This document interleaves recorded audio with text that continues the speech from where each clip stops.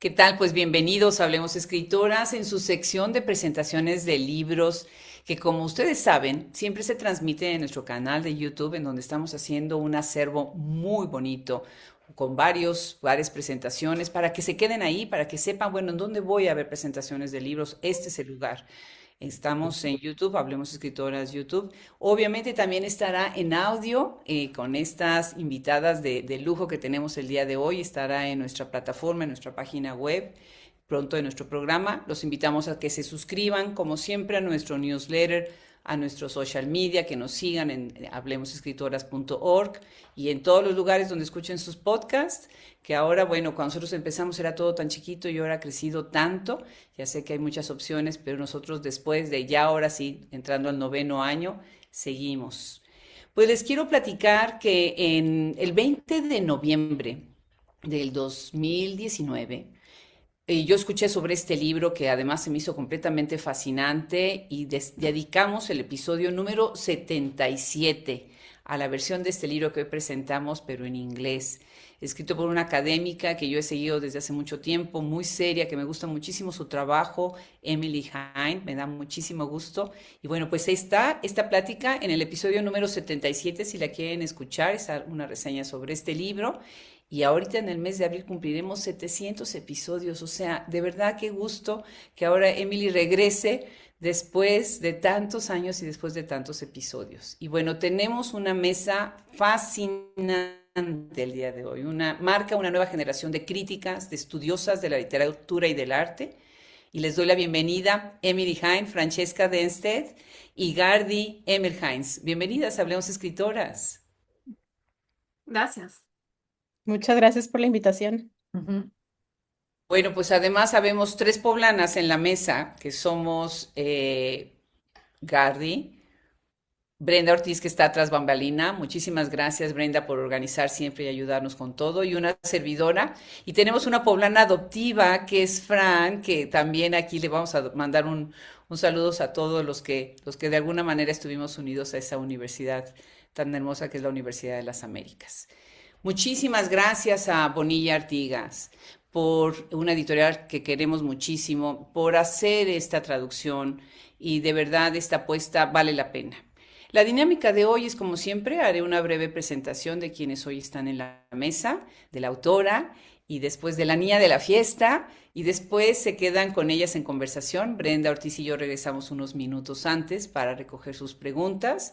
Recuerden que están ahí está el chat, pónganlas, será muy motivante leer sus preguntas y compartirlas. ¿Te parece, Emily, si empiezo a leer sobre ti? Sí, Bueno, pues Emily Hine viene de Estados Unidos, es académica, crítica literaria y profesora de español, especializada en literatura y cultura mexicana contemporánea. Su trabajo se centra en el estudio del canon literario, el performance de género en la figura del intelectual, la cultura de celebridad, la literatura infantil y juvenil y las relaciones entre cultura, energía y medio ambiente en México. Es profesora de español en la Universidad de Florida, donde ha recibido en 4 ocasiones el reconocimiento Top Lead Professor en español, en Spanish, organizado por estudiantes de posgrado del programa de literatura hispánica entre 2016 y 2023. Muchas felicidades, Emily. Que los estudiantes nos valoren así no es fácil, ¿verdad? Su libro, del que ya me quedé encantada cuando supe de él, es Dude Lead, Mexican Men Writing and Performing Competence, 1955 al 2012, es totalmente nominal. La traducción al español de este estudio con el título Macho Literatura, Hombres Mexicanos Escribiendo y Actuando a la Competencia, 1955-2012, sale en 2025 por Bonilla Artigas. Bienvenida, Emily. gracias. Fran es una gran amiga de Hablamos Escritoras, colaboradora que ha ayudado desde casi el inicio de este proyecto. Estoy muy contenta de tenerla acá.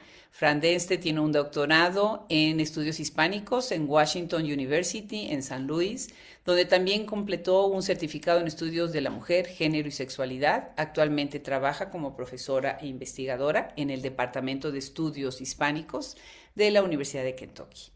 Sus principales áreas de investigación son la literatura mexicana del siglo XX y contemporánea y cómo se relaciona con los estudios de género y sexualidad.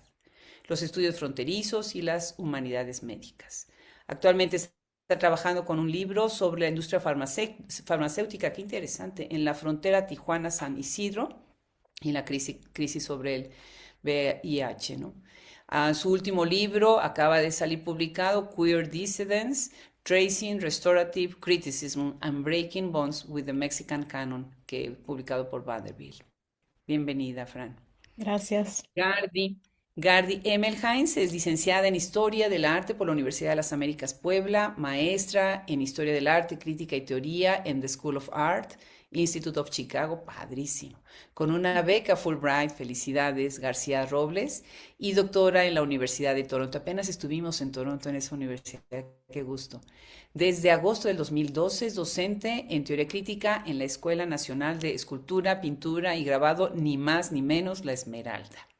Tiene una decena de libros publicados, como El cielo está incompleto, Cuadernos de viaje en Palestina y Contrahistoria del pueblo mexicano, que son sus más recientes publicaciones. Está completando un libro sobre la transformación radical del hacer política por las plataformas digitales, y otro de relatos titulado Un mundo que se desvanece. Qué gusto recibirlas. Las dejamos en conversación. Que disfruten muchísimo. Gracias. ¿Qué tal? Es que qué emoción, la emoción es compartida. Este, es una celebración que este libro por fin llegue al español. A mí fue de los libros que me cambiaron la vida y después de haberlo leído hay tantas cosas que ya no puedo desver y me dio unos lentes nuevos para navegar el mundo de la cultura. Y hasta es muy intimidante lo incisivo que es tu mirada, Emily, y cómo encueras la cultura mexicana, pero además lo haces con un sentido del humor increíble y desde el conocimiento situado y cómo experimentas con distintas maneras para construir tus argumentos. Y pues creo que todas coincidimos que la pregunta es principal es cómo se mantiene este sistema de privilegios sexista en la literatura y en el mundo y el heteropatriarcado. Y siento que esta disección y este análisis pues es más importante que nunca, ¿no? Y nos tardamos en poder tener el libro en español acá. Yo lo tengo como libro Biblia de cabecera, se lo regalé a todo mundo. No paro de hablar de él. Ah, gracias, Gardi. Sí, Qué lo he citado emoción. incansablemente también. Sí, es, Sea, nada más para decir que yo también celebro mucho la traducción al español. Yo me acuerdo que cuando salió al inglés estaba ya casi por terminar la tesis y justamente tuve que reescribir muchas cosas para incorporar el libro. Y me acuerdo que te dicen mucho, ¿no? Que si quisieras escribir, cuando estés en la tesis, ¿qué libro quisieras escribir? Y como que nunca tenía un libro así como que dijera este. Y cuando salió este dije, ah, por lo menos me gustaría tener el humor que tiene este libro, ¿no?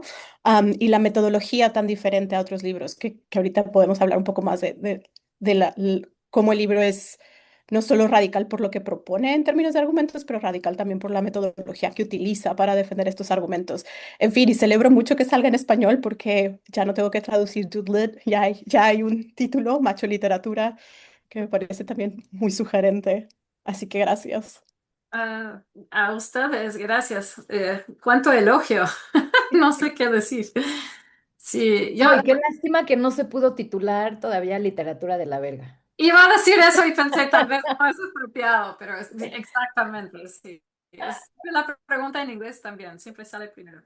Sí, Bueno, claro. y es curioso que no se puede publicar como literatura de la verga, pero sí pudiste publicar book lit, ¿no? O literatura de, no sé cómo lo traduciríamos al español, Igual, pero sí, La teta, literatura de la teta. la literatura de la teta, y ese sí no tiene problemas, ¿no? Que habla un poco de lo que discutes en el libro, ¿no? sí, totalmente. Sí. Que Y nos no, va a urgir la secuela de literatura de la teta puesta al día, por favor, Emily. Not to give you homework. sí. Ahora pienso mucho en el medio ambiente, pero siempre el género es uno de mis métodos, ¿no? No puedo evitar pensar en eso. Además, el edadismo siempre me interesa. Como yo me estoy envejeciendo y percibo que tal vez, sobre todo todavía para las mujeres, la juventud sea fundamental en cuanto a ser recibida entre estudiantes y también tal vez colegas con entusiasmo. Sí, me interesa todo ese tema. No sé, a ustedes todavía no les toca esa preocupación al mismo grado, me imagino, pero sí. Yo no sé a la hora de cambiar con los años, porque yo siento que sí he cambiado, si este libro seguirá siendo tan relevante. Yo me acuerdo que a la hora de escribirlo en inglés, temía mucho que llegara tarde a la conversación y después se reventó eso de Me Too. Y pensé, no, o sea, sí tenía razón, por mucho que me dijeran que ya se habían acabado los estudios de género que ustedes nunca me dijeron eso, pero era una de las ideas que flotaban en el ambiente. Pero ahora me pregunto, hay tantas escritoras tan interesantes, o sea, hablemos escritoras, justamente muestra la lista enorme de talentos y proyectos de interés. Me pregunto si Bullosa en el libro tendrá razón y que no son olas, sino ondas. Es decir, una ola solo va en una dirección, ¿no? Nos avanzamos con ella y las ondas pueden reversarse, pasan adelante y para atrás. Y ahí yo me pregunto, ¿ustedes creen que en 10 años, 20 años estaremos hablando de lo mismo? ¿O habrá una generación o dos generaciones de autoras que lleguen para quedarse? Es curiosa tu pregunta, porque creo que una de las preguntas que yo iba a sugerir o que me gustaría conversar es justamente este libro después de la Primavera Violeta, después del Me Too Escritores Mexicanos, y si las cosas han cambiado o no, o si nos gusta este paradigma de decir que las cosas han cambiado o no, porque ahora que lo estaba releyendo, una parte de mí decía, pero es que sigue igual, ¿no? Y digamos, podemos poner dos ejemplos que sucedieron posteriormente al libro, que podrían ser ejemplos que tú hubieras agregado aquí, ¿no? Una de ellas es la entrega del premio al Invencible Verano de Liliana y el comentario de, uy, ya se me olvidó quién fue, pero bueno, el comentario bastante, bastante misógino o bastante problemático respecto al personaje en El Invencible. O también tenemos el, no sé si el último, porque cada día salen con una cosa nueva, son bastante creativos en esto, pero el problema de las cuotas con Taibo, ¿no? Que son dos ejemplos que bien pudieron haber estado en Macho Literatura y que quizás sorprenden más o hacen más ruido justamente porque pasan dentro del marco de Ni Una Menos y Mito Escritores Mexicanos. Entonces, no sé si has pensado digamos, cómo este marco de macho literatura sigue operando de la misma manera o de una manera diferente después de estos movimientos. Y no sé, creo que esa es la pregunta que me hago mucho, ¿no? Si estamos hablando de ciclos, si estos ciclos se pueden romper o no. Creo que ahorita estoy, pregúntame mañana, mañana tendré otra respuesta, pero ahorita la pregunta me parece súper ociosa, o sea, como en un sentido de, no sé, no me parece productivo hablar ya si esto va a cambiar, si esto es un ciclo o no. Porque de pronto creo que lo llevamos viviendo 100 años y vivimos haciéndonos esta pregunta hace 100 años, ¿no? Ahora estamos mucho con esto de las cuotas. Y digamos, eso era una conversación en los 90 de Liana Morán, ¿no? Pareciera que no avanzamos la conversación. Dejo ahí el comentario para que también hablen ustedes. Sí, No, pero siempre... también lo que yo... No, adelante. Vas, Emily. No, no, adelante. No, lo que yo quería agregar es que yo también pensé en lo de Taibo y de las cuotas y del lenguaje bárbaro que él como funcionario público se permite usar y el expresidente también se permitió usar. Y siento que los mismos mitos siguen vigentes, como que lo pensé y dije, bueno, Emiliano Monge escribió un libro sobre el dolor masculino y sus daddy issues y a lo mejor sí está cambiando algo y Nicolás Medina Mora trató de escribir autobiografía o autoteoría y luego hice un poco de Googling y me encontré con un, una alabanza que publicó Nicolás Medina Mora hacia Heriberto Yepes en 2022 que se llama In Praise of the Terrorist. Y todos los clichés que dibujas del arquetipo están en esa reseña, ¿no? Empezando con que se le confiere genialidad al autor porque antes de los 32 años ya tenía 8 libros publicados, pero además trabajó en una maquiladora, pero además, ¿sabes? Usa este lenguaje violento, pero además, entonces todo el arquetipo está dibujado en una reseña que se publicó en 2022. ¿no? Y que es un escritor que no es uno de tus casos principales de estudio, Emily. Entonces, desafortunadamente sí sigue vigente y a mí lo que me preocupa y que creo que ha ocurrido es que la literatura es como una juguetería en la que tiene zona de niños y zona de niñas y los señores siguen sin leernos y siguen pensando que escribimos pendejadas o les amenaza nuestra escritura de alguna manera. Y yo personalmente ya no puedo con la testosterona a veces, ¿no? O sea, raras veces puedo Sí, en las letras. para mí eso nos regresa a la cuestión de edadismo. Es decir, somos capaces de ver a una viejita con respeto. Veo las fotos a veces de Poniatowska y sé que la vamos a juzgar de otro modo que vemos a un señor de edad avanzada, ¿no? No sé si me captan.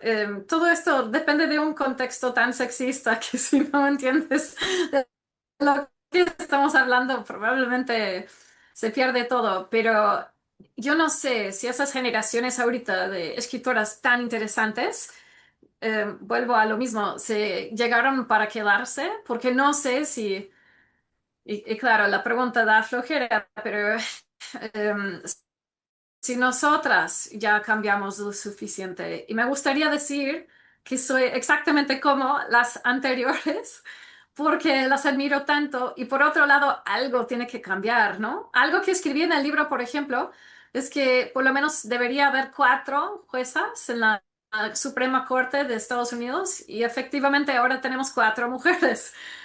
Y las cosas no, o sea, sí, el error fue mío, ¿no? No imaginé en dónde acabaría esto. Entonces, los derechos reproductivos que mis hijos, mis hijes, han perdido, que son muy, muy jóvenes todavía, pero em, es difícil comprender cómo hemos perdido tanto territorio, que en el caso mío no es México, pero de todas maneras asusta. Con esto que dices que algo tiene que cambiar, digamos, una persona que está viviendo en un estado complicado, también ya lo sabemos, en Estados Unidos, aunque no sea yo de Estados Unidos, a veces uno entra en la desesperación de decir qué tanto puedes hacer dentro de este sistema, porque pertenecemos adentro del sistema y estudiar literatura es estar dentro del sistema, no es algo radical, pero qué se puede hacer desde ahí. Y a veces yo creo que son las pequeñas cositas que haces todos los días, más que algo súper grande. Y creo que algo interesante del libro es que cierras literalmente con consejos, ¿no? Que la gente puede hacer para combatir la idea que propones en el libro, ¿no? Que el performance de genialidad o el performance masculino del macho, ¿no? Es lo que realmente ha garantizado que cierta literatura se lea y se visibilice más que otras. Y entre estos consejos no hay cosas tan, podríamos decir, triviales como no ir en carro al trabajo, si tienes la opción de no ir en carro al trabajo, ¿no? Hasta cosas como, pues, ponte a revisar tus sílabos, ponte a revisar los materiales que les das a los estudiantes e intenta buscar un balance, ¿no? Que igual y son consejos que llevamos escuchando desde hace mucho tiempo, ¿no? La idea de hay que incluir mujeres o incluir otro tipo de literatura y de objetos culturales, pero que pareciera que sigue sin entenderse el por qué importa y el por qué esta estrategia es la que seguimos diciendo cuando podría haber otras estrategias más sofisticadas, pero si no entienden la no sofisticada, pues les cuesta mucho más imaginarse algo más, ¿no?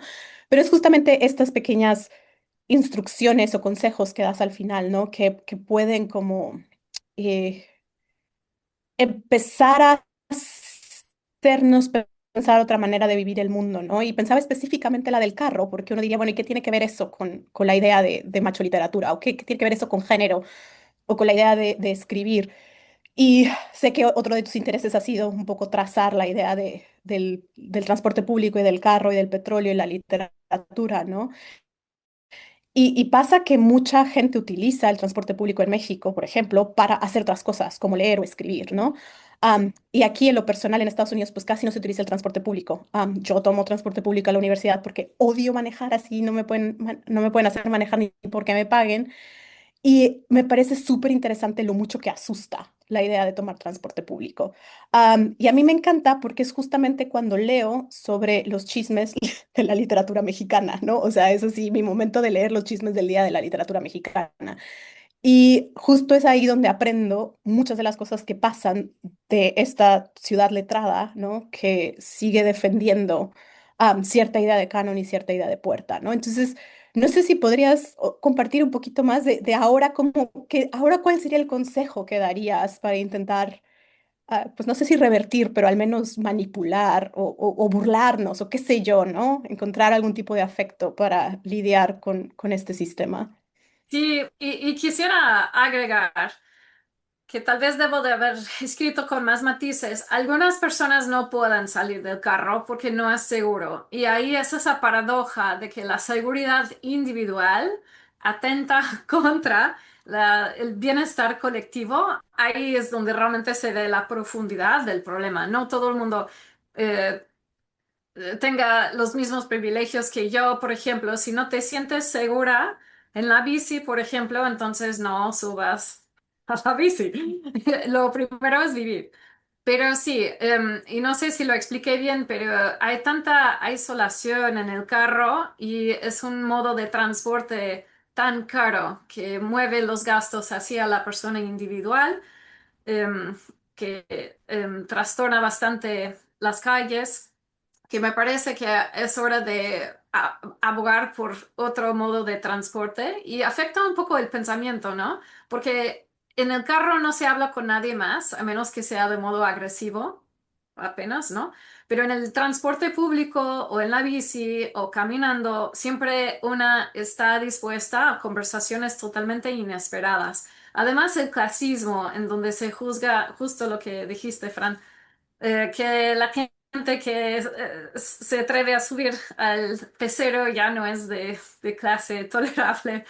Entre el mundo creativo e intelectual, sigue siendo una idea que a mí me asusta bastante porque es justo lo opuesto de lo que deberíamos hacer. Pero bueno, otra recomendación tal vez sería esta cuestión de compañía o de acompañar a la gente. Y tal vez es lo que a mí personalmente más me confunde o me dificulta. Es muy difícil dedicar las horas necesarias al trabajo y también a la casa y también encontrar esos espacios de apoyo mutuo, pero es lo que más necesitamos y crear ese espacio. Ojalá si alguien esté escuchando que necesita ese acompañamiento, ojalá y lo encuentre, porque esa soledad que se desarrolla en el carro, y de nuevo, algunas personas no tienen de otra, pero si se atreve a salir es una manera de empezar a romper con eso. Me preocupa tanto a la gente joven hoy día porque por asuntos ambientales y asuntos económicos y otras cuestiones, creo que les estamos dejando un planeta muy cambiado y muy problemático.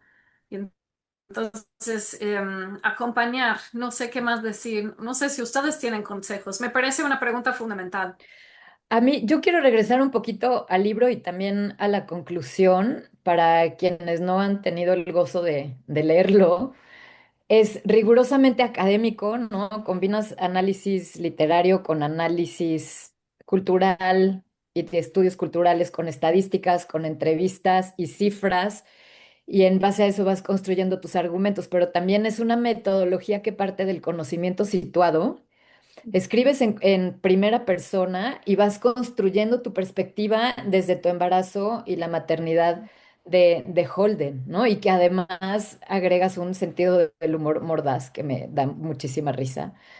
Eh, y en la conclusión dices algo súper importante también y vital, que es el acoso y la barbarie comienzan con que la interdependencia no es respetable. Entonces, es como todo este sistema en el que se basa el heteropatriarcado, es la denigración constante de la vida y de las dadoras de la vida y de la madre, y eso es fundamental. Y conocemos bien también el debate sobre maternidad y creatividad, ¿no? Que siempre está muy conflictuado y la maternidad como un impedimento a la creatividad, de hecho.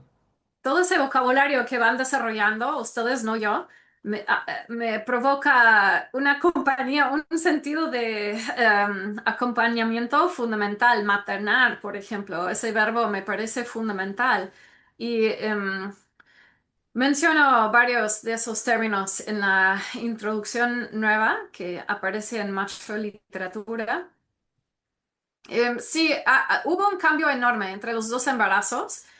Con el primero no había ningún pago automático en cuanto a la salida para tener el bebé.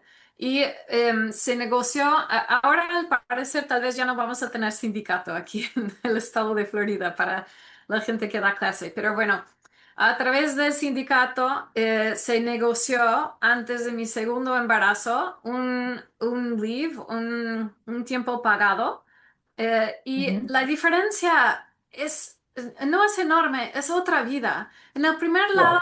tienes terror porque tienes que anunciar a tu jefa, sabes que no voy a estar el semestre que viene, y anticipas que te maten, ¿no? Y en la segunda versión de esto, simplemente anuncié en tal fecha ya no voy a trabajar, tal semestre no voy a estar aquí, y no fue pedir permiso para llevar mi vida, fue simplemente avisar, ¿no? Qué iba a pasar. Y esa diferencia en cuanto a, no sé si derechos humanos suena trillado, pero esa diferencia es enorme, es abismal entre pedir permiso y simplemente pedir lo que te deben. Cambia la vida totalmente. Entonces, no sé si estoy contestando a la pregunta del todo, pero sí, para mí fue una revelación entender que sí se puede llevar la vida con dignidad siendo mujer, si las estructuras cambian. Y lograr esos cambios es muy difícil. Hay toda una estructura, por extraño que sea, que atente contra esos derechos, lo que yo diría que son derechos. Aunque tal vez ese lenguaje sea parte del problema, no lo sé. Pero en efecto, Y tu libro yo creo que es una herramienta de cambio fundamental porque les dejamos de creer a los machos que hacen sus performances, ¿no? Y para los que van a leer el libro, usa esta idea de competencia, competencia en el sentido de demostrar pericia a través de ciertas actitudes y habla cómo en el campo cultural los hombres mexicanos convencen de su inteligencia y de su talento superior y de su genialidad, haciéndose performances. Y estos hábitos, como ya lo mencioné en el caso de Yepes y de Nicolás Medina Mora, se siguen perpetuando en el gremio de los escritores para ganar legitimidad. Y bueno, ese cambio es como esa habilidad de pasar de ser un bárbaro, grosero, irreverente, abusador de mujeres, a ser un civilizado, culto, caballeroso funcionario del Estado, ¿no? Y oscilar entre las dos personalidades es lo que les da a los señores legitimidad. Pero entonces, después de haber leído y entendido este Emily, ya no nos vamos a volver a creer jamás, lo cual es una maravilla y lo cual te tenemos que agradecer. Y también como rascando un poquito más, me vino a la mente el libro de The Recovery de Leslie Jameson, que también citas por ahí, en el que habla del alcoholismo y también este performance de macho bárbaro como parte esencial de la historia de la literatura en Estados Unidos, ¿no? Y a mí como la frase que me pegó las primeras veces que leí en el libro y volví a leer es, una mujer nunca haría pública su afición por la cocaína, mientras un señor sí, y eso lo veo también en el mundo del arte y en el mundo de la cultura en general, ¿no? ah, ah, Ujú. ah, Claro, ¿no? El arquetipo que describes del macho en literatura aplica al dedillo al mundo del arte también. qué interesante. Sí. Y lo más confuso para mí es que a pesar de, por ejemplo, los derechos que acabo de ganar en mi caso en el estado de Florida, de todas maneras esas reglas de hablar de cierta manera, hay que ser la civilizada, no se puede oscilar entre los dos polos como los hombres pueden hacerlo. Hablar tantito bruscamente en contra de la violencia de tráfico, que es algo que hago con regularidad aquí en la universidad porque matamos a las y los estudiantes con los carros, se Wow. toma como insulto o como una agresión indebida y se castiga al como corregirme. Y eso es, les recuerdo, es el año 2026 y que todavía no se pueda adoptar otro tono de un poco bárbara. Para mí es muy interesante. Quiere decir que estas generaciones, es que vivimos mucho tiempo y lograr realmente un cambio, pediría cambios no solo entre las mujeres, sino entre personas que ya están muy convencidas de que no hay que reestudiar su manera de ver el mundo.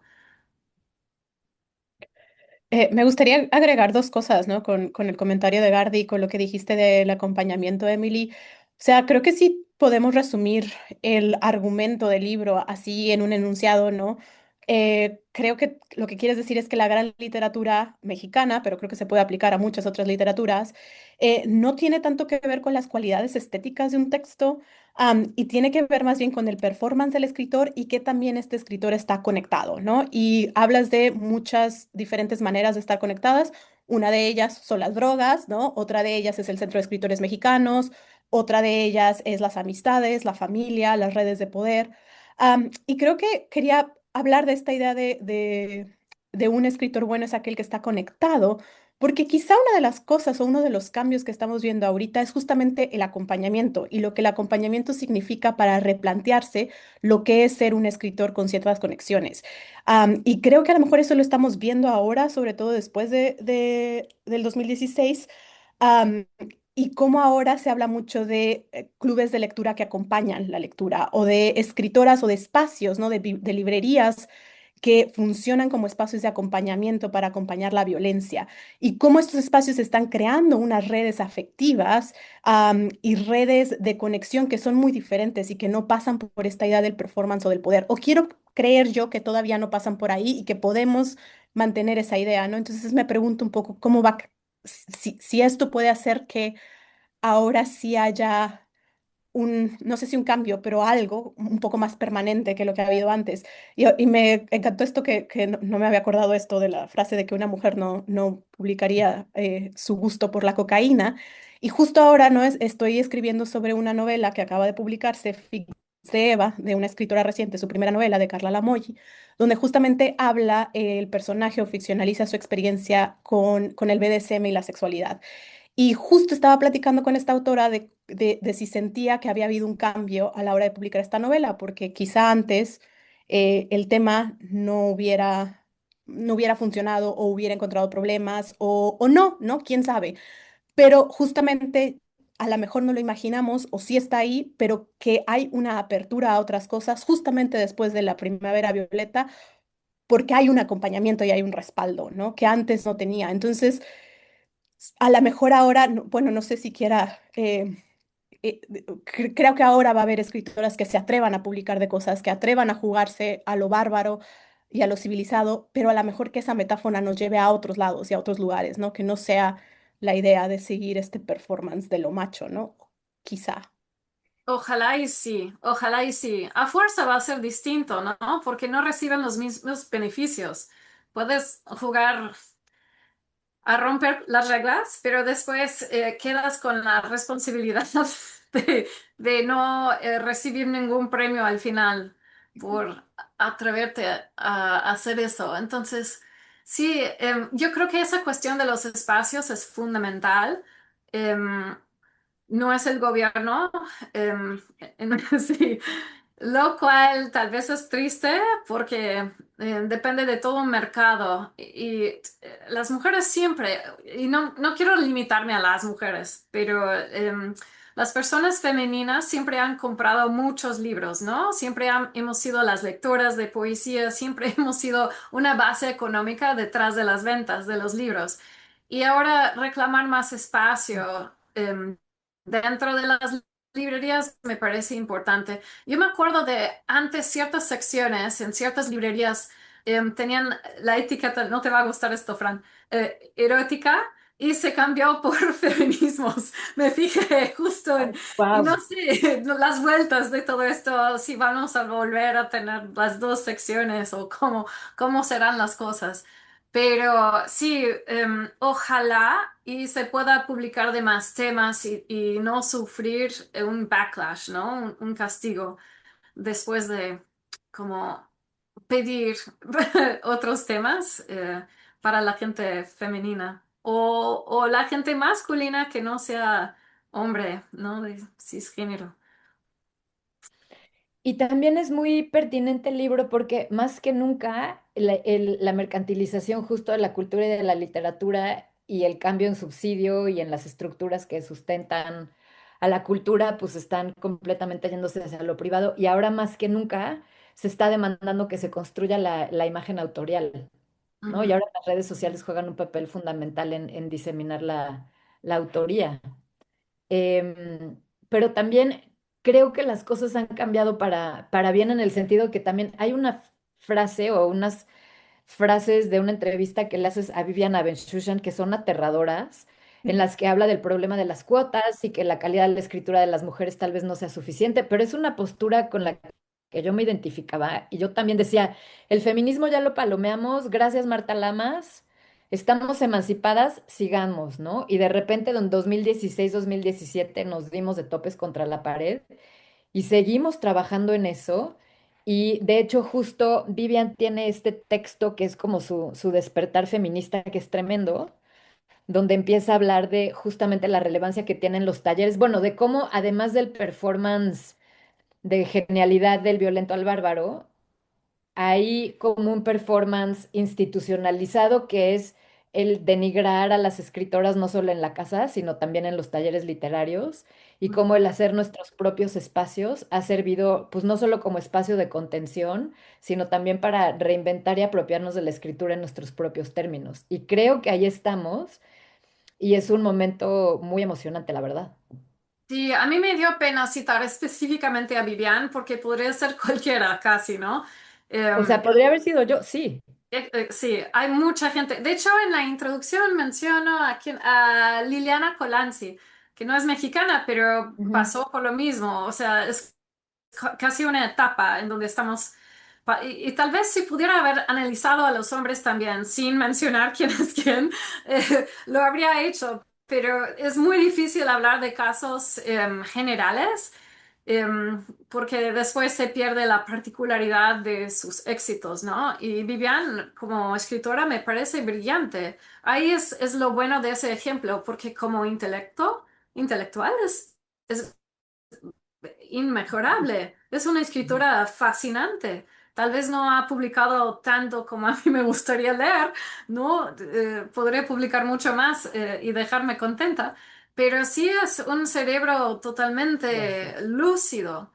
Y que ella dijera algo así, se entiende la presión por estar de acuerdo con ciertos prejuicios. Y de ahí, tal vez estoy a favor de cuotas, pero vuelvo a ese asunto de elegir a alguien, me refiero a Amy Coney Barrett en la Suprema Corte de Estados Unidos, y de repente, no sé, habría que tener todavía más para asegurarnos de que todas las perspectivas estén ahí, pero no dominando. En decisiones tan importantes como estas cuestiones de quitar los derechos reproductivos. No sé cómo pudo haber pasado eso, me sigue dejando en blanco. Pero bueno, sí. No, pero creo que también, ya se me fue la idea. Son las hormonas, menopausia. Sí, de Viviane, y que todo el mundo tiene esa Ah, falla. no, que justo esos lentes mal puestos tienen que ver con la efectividad de las pedagogías de la crueldad y de violencia del heteropatriarcado, ¿no? Que hasta nosotras nos la compramos y nos tratamos de hacer como machines para ganarnos un lugar o construir nuestra voz y ya estamos entendiendo que no. Y sí creo que estamos más conscientes del machismo entre mujeres y entre las mujeres y denunciándolo y acotándolo y más bien sosteniendo y tejiendo redes de cuidado y de apoyo. Eso es como un pacto no hablado que yo lo estoy sintiendo en México ahorita, ¿no? Sí, Y al totalmente. mismo tiempo me ha tocado, no obviamente de mis colegas, pero de editores o de gente en general, mi ex, escribes demasiado complicado. Tu escritura es demasiado elevada. Es que nadie entiende lo que dices. O sea, persisten, ¿no? De diversas maneras esos prejuicios, como bien dices.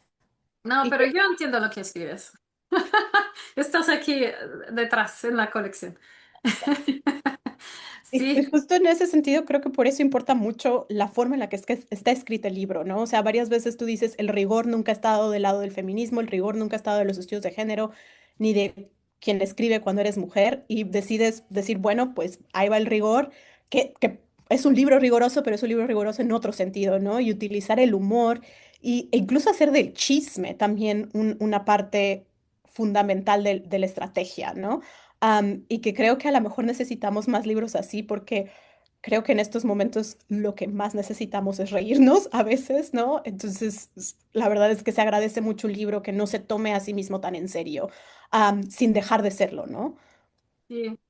La verdad, tal vez sea más fácil reírnos cuando estamos realmente con un dolor terrible, porque si estamos contentas no hay por qué reírnos. Suena raro, pero yo creo que muchas veces es estar incómodas lo que provoca el sentido de humor, ¿no? Y yo creo que a veces me siento a escribir con la meta de acompañar, ¿no? Que Fran y que Garde lean mi libro es justo lo que buscaba. También con Bublet, ¿no? Quería acompañar a esa persona muy solitaria, muy cansada de ciertas clases.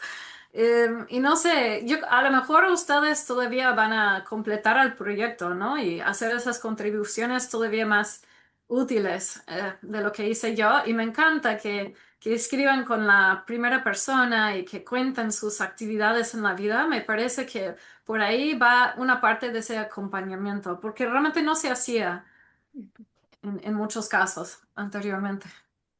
Ujú, ujú, ujú.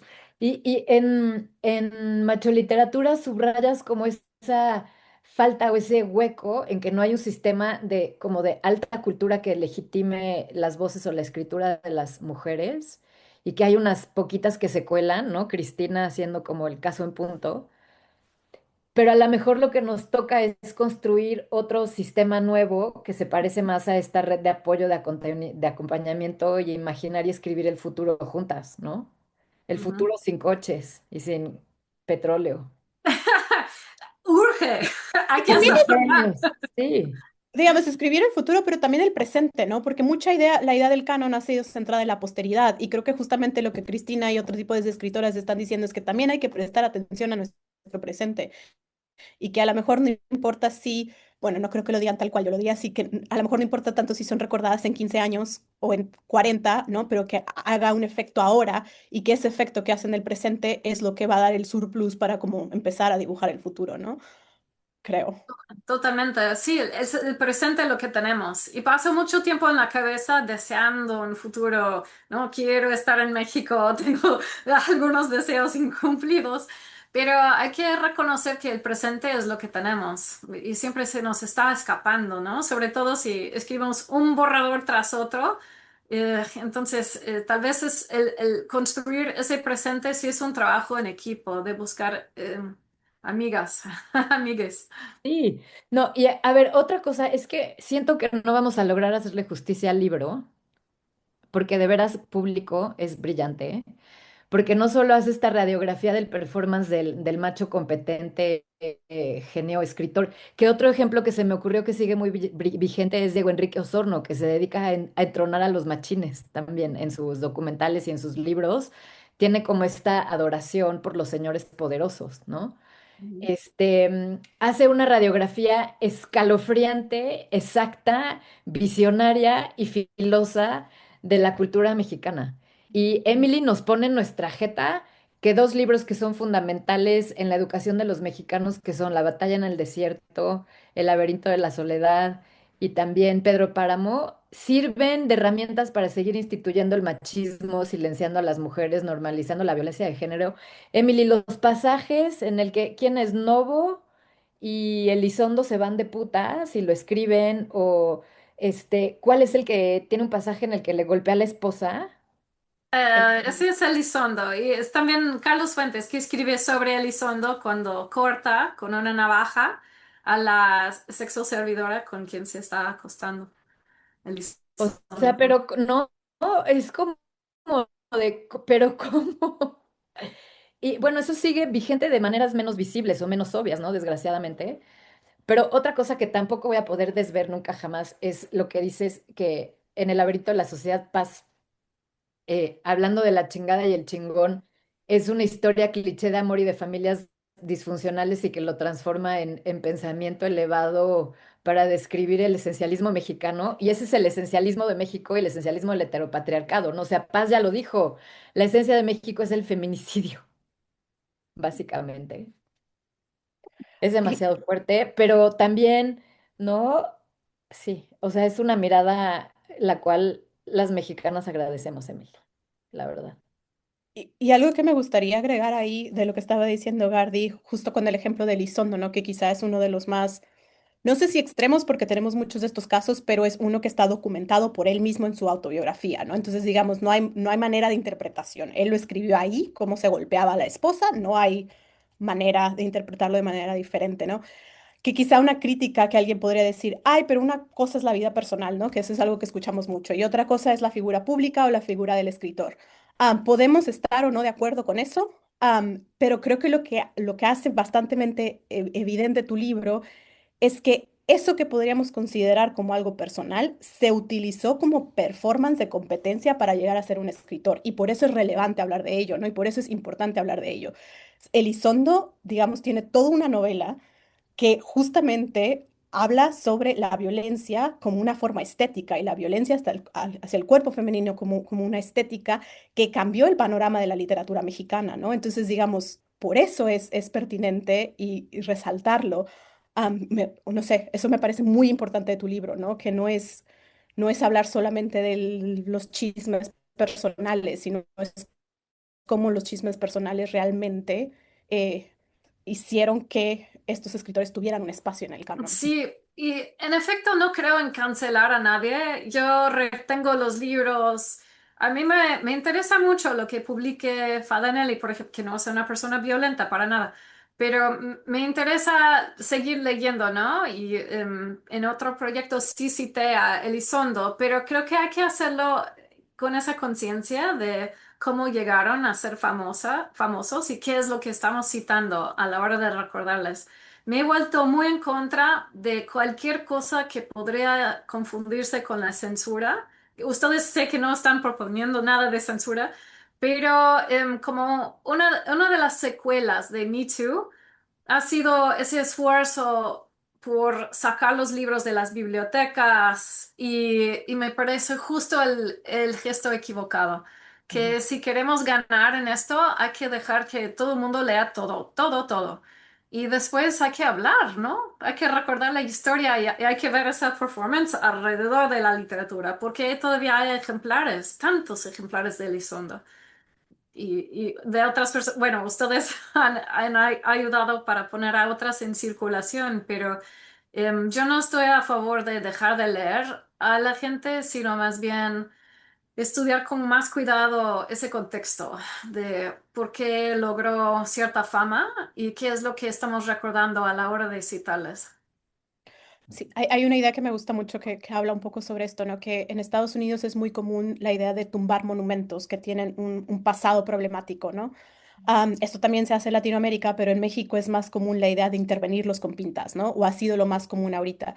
Y esta manera de no estás borrando esta historia, sino la estás cambiando, la estás interviniendo de una manera para que signifique otra cosa. Y creo que eso es un poco lo que estás también intentando hacer con el libro, ¿no? No estás censurando a ningún autor, sino estás intentando cómo podemos repensar esto para que no siga sucediendo, ¿no? Para que cambie un poco la historia. Precisamente, y me encanta lo que escribes tú sobre ese tema, me parece muy acertado. Y sí, hay que dejar las pintas, dejarlas, ¿no? Es el nuevo mensaje. Y si arrancamos la estatua, se va a volver a colocar, que es lo que está pasando ahorita con la nueva estatua de Colón, ahí en la Casa Blanca, en Estados Unidos. Y tal vez sería mejor mantenerlo, pero agregar otras cosas, justo lo que estás diciendo, para recordar, para no fingir que esa censura vaya a cambiar algo, porque ya lo hemos intentado y más bien provoca ira y cierta suerte de amnesia. No, y yo tampoco estoy de acuerdo con censurar y queramos o no, historia la tenemos en nuestros genes literarios y nuestros genes en nuestras cuerpas. Y pues están ahí como un recordatorio, como brújula para ver hacia dónde vamos a cambiar y pensar el presente y el futuro. Y sumarle y complejizarlo, por ejemplo, yo creo que sería fundamental. No podríamos leer hoy a Fuentes sin La muñeca de papel, que son los diarios de Rita Macedo, donde ahí entendemos cómo se hizo la carrera de Fuentes a costa de la vida de una mujer, ¿no? Que se autoexplotó para lanzar su carrera literaria, por ejemplo. Hablas de eso, de cómo las mujeres han contribuido también a construir estas figuras de genio. Sí, totalmente. Mm. Sí, no sé si nos van a interrumpir. Ya me distrajo que alguien va a intervenir a cortar. Sí, aquí viene. Es que no quería entrar a la mitad de la oración porque esto está totalmente fascinante. Qué maravilla la manera en la que leyeron el libro y cómo están ustedes mismas triangulando con otras cosas que están leyendo en otros lados, porque eso es lo que tiene que hacer un libro, ¿no? Tiene que ponerse en diálogo con otros diálogos y no nada más quedarse en la lectura individual, sino al contrario, se crea como una red de lecturas, ¿no? Que lo va alimentando.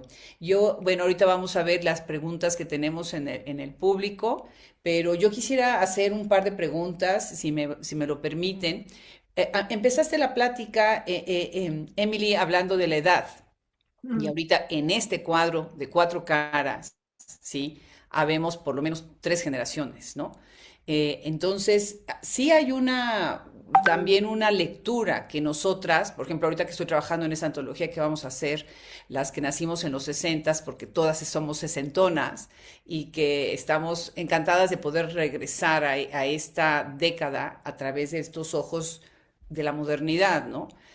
¿De qué manera sientes que también este libro podría ayudar a que muchas otras generaciones, piensan las mujeres que tenemos 60, a las 70, a las que tienen 70, ¿no? Las nacidas en los 50, ¿no? Nacidas en los 70, ¿de qué manera también les hace sentido algunas cosas? Porque hay muchas otras cosas que son dolorosas verlas así. Porque acaban de decir, bueno, es que hay mujeres que quisieron, ayudaron a estas carreras de estos nombres grandes de escritores, como parte de un contexto, como parte de una idiosincrasia, de una visión, de una vida. Y yo me salvo tantito más porque yo nací en el 63, pero pues las que nacieron antes, imagínense nada más, ¿no?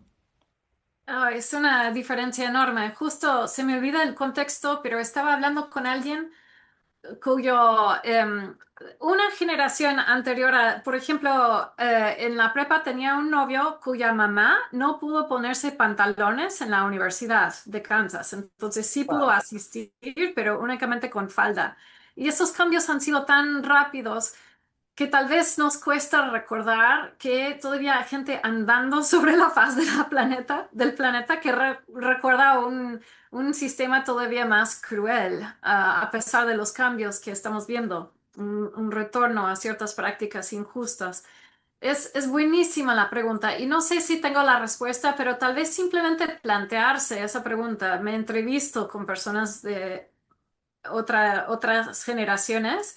Y cuando me acerco a estas personas, ¿lo hago a través de respeto o supongo que son parte del problema? Porque creo que todos terminamos como una bisagra, ¿no? Cambiando entre soluciones y provocando todavía más problemas. Claro.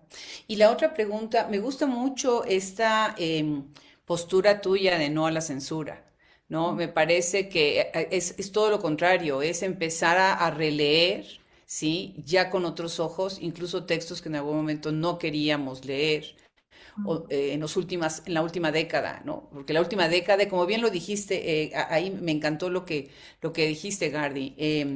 Viene el 2017 y de repente empiezan a suceder, y ya va a ser el 2027, ¿no? Y esta década ha sido pues muy fuerte y con todos los movimientos, la ola morada que tú hablaste, Fran, ¿no?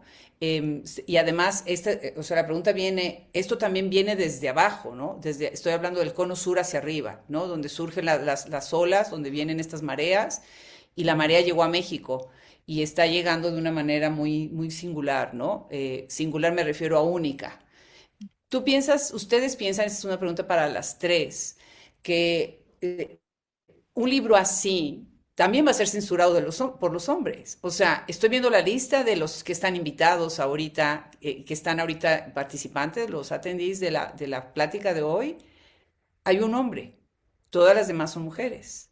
¿sí? Muy bien. O quienes se asumen como mujeres, o por lo menos por el nombre lo estoy suponiendo, lo cual tampoco es válido, ¿no? Pero bueno, vamos a suponerlo de alguna manera, ¿no?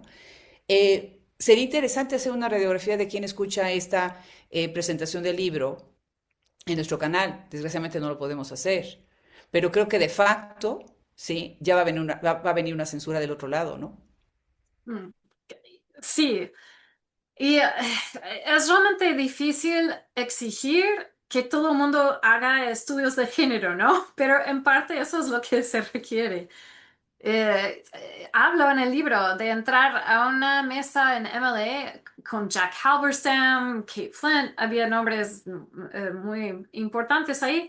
Y la mayoría del público eran mujeres, éramos mujeres. Y digo, esto nunca va a cambiar si no puede haber más hombres. O no quiero hablar siempre con binarios, ¿no? Pero si no haya más personas que simplemente las tradicionales que se interesen por los estudios de género. Y a la hora de releerme, preparando para esta conversación, pensé, qué idea más anticuada, pero sigue siendo relevante, ¿no? Porque por un lado me encanta hablar sobre autoras con un grupo de mujeres, fantástico, pero por otro lado me doy cuenta de que eso en algún momento tiene que cambiar para incluir a todo el mundo. Me fascinan las escritoras en particular porque me gusta ver mi propia experiencia reflejada ahí entre las páginas, pero hay que buscar a más variedad entre el público, creo yo, y no sé hacerlo. Me gustaría oír a Fran y a Gardi, pero antes déjenme decir una cosa. Ustedes no van a creer, pero 700 episodios, más de 1.500 escritoras en la enciclopedia, más de 5.000, 4.500 libros en la biblioteca.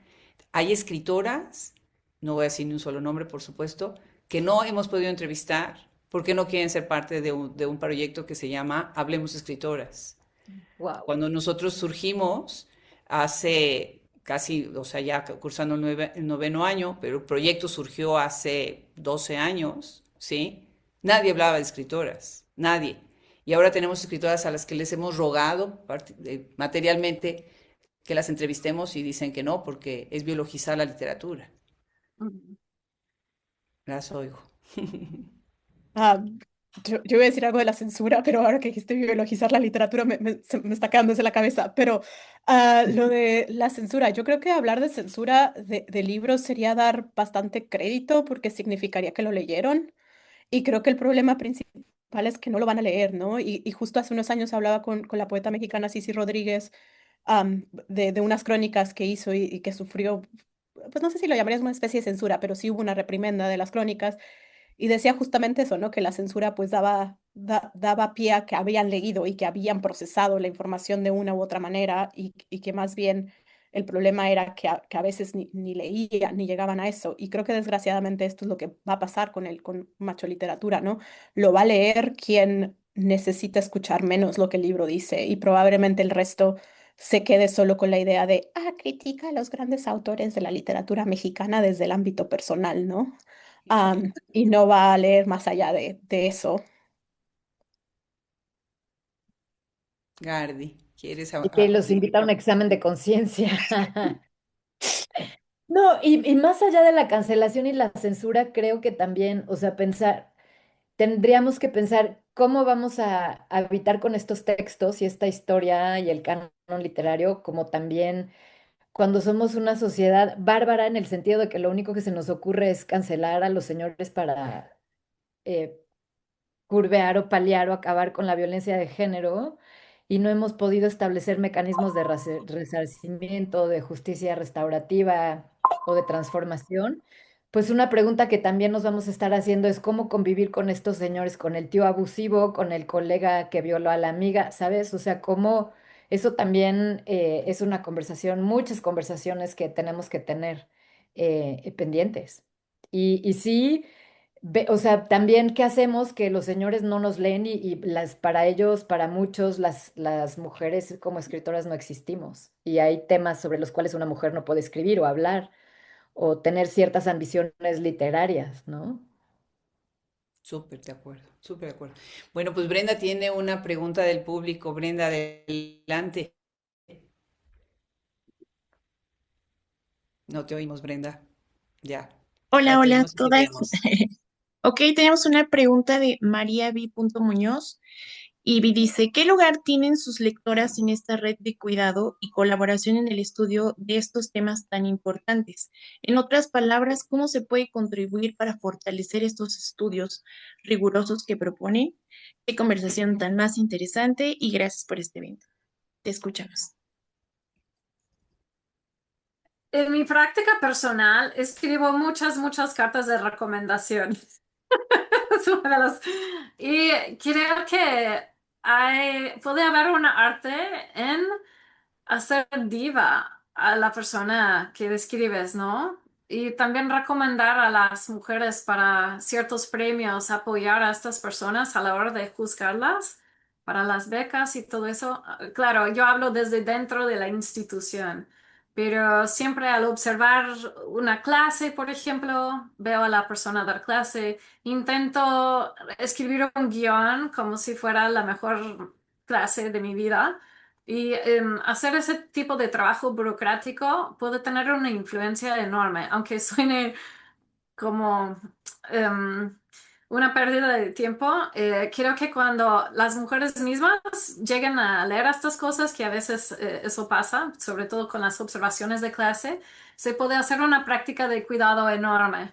Y la otra decisión es criticar a las colegas en lugar de formar esas redes o exigir demasiado de las estudiantes. Tal vez soy culpable de esto, pero intento apoyar a través de esa posición institucional que tengo. No sé si las demás tengan otras respuestas de esas prácticas de cuidado y qué se puede hacer. A Yo mí, creo que... Vas, vas, Fran, vas. Dani.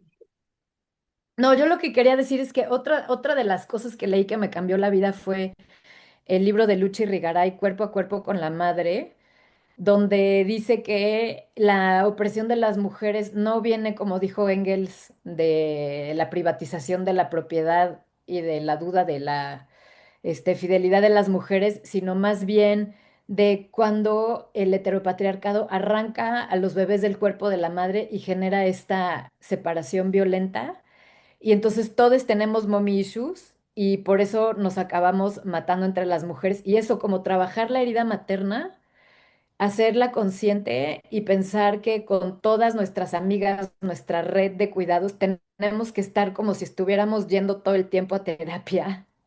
O sea, trabajarnos para poder conectarnos mejor y seguir haciendo estas redes, ¿no? O sea, pero pensar en eso y en formas de terapia y pues sí de autoayuda, como ir a sesiones de Al-Anon o de AA, ¿no? Que son terapias públicas, terapias de grupo. Y sí, yo creo que además la terapia debería de ser pagada por el Estado, pero sobre todo también en un momento en el que en México específicamente sentimos que tenemos muchas batallas logradas y ya podemos salir a rayar y no te agarra la policía, y hay consignas feministas que la Secretaría de Cultura plasma por toda la ciudad, de color morado, y ya tenemos una gobernadora feminista y una presidenta, ¿no? O sea, como que las batallas empiezan por una en la cotidiana y lo vamos extendiendo. Sí, en eso yo diría que para mí lo personal, lo que más me ha ayudado a hacer esto es leer y escribir con otros, ¿no? Y creo que esto lo hacemos todos, pero creo que hay una diferencia que ahora le estamos viendo, es que ahora lo admitimos, ¿no? O sea, Cristina Rivera Garza está construyendo todo su capital cultural a través de decir que no escribe sola, ¿no? Y que lo que escribe es a través de otra gente y consume esto. Y Sara Uribe en una presentación de un libro creo que era el libro de Nora del, bueno, no me acuerdo, no voy a mentir, en el libro de alguien dijo, sí, estoy aquí para presentar el libro de mi amiga, ¿no? Y esto antes se veía mal, decir que estoy presentando el libro de mi amiga. Y creo que ahora decir esto, estamos leyéndonos entre nosotros, entre nosotras, porque nos interesa, porque queremos crear un diálogo y un diálogo de amistad, de buena onda, ¿no? No un diálogo de competencia. Creo que es ahí donde hay la posibilidad de seguir pensando otras maneras de escritura y de habitar la escritura que no son las mismas que ha propuesto la macho literatura en México. Si Y me poner a permiten, temblar al heteropatriarcado, ¿no? Ujú. claro.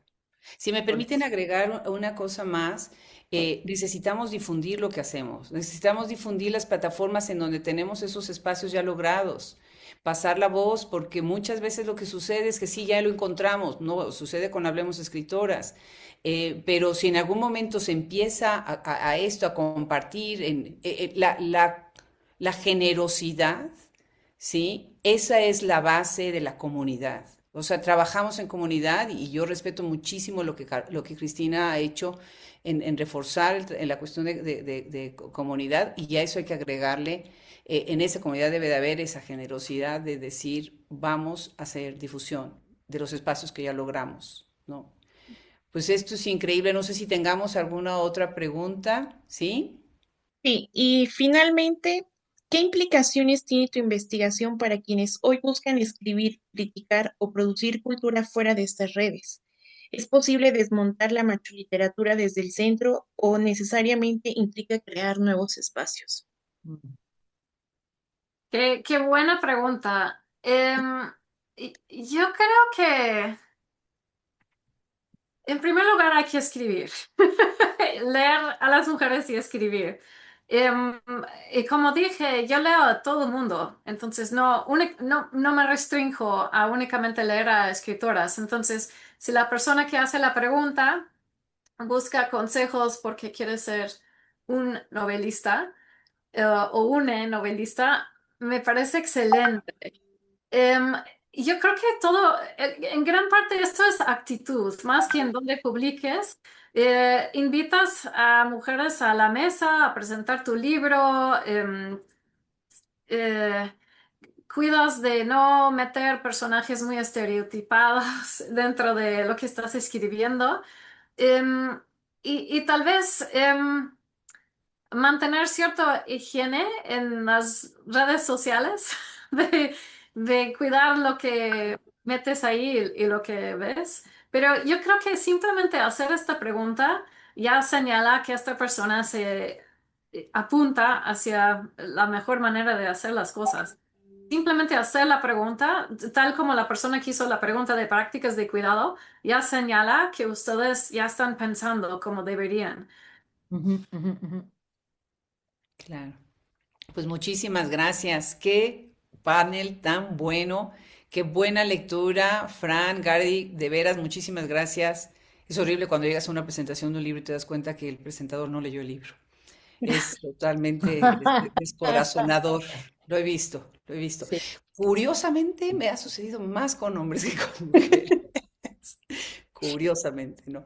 Muchísimas felicidades, Emily. Cuando sacaste Dude Lead fue para mí una gran revelación. Qué privilegio que ahora esto se va a extender a toda Latinoamérica y todos los países de habla hispana.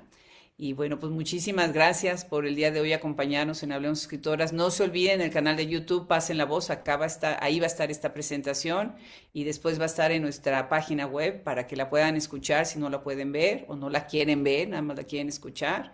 Y después más adelante con nuestro proyecto que tenemos de sacar el script, la podrán leer y en inglés y en español para que no digan que no hay difusión, ¿verdad?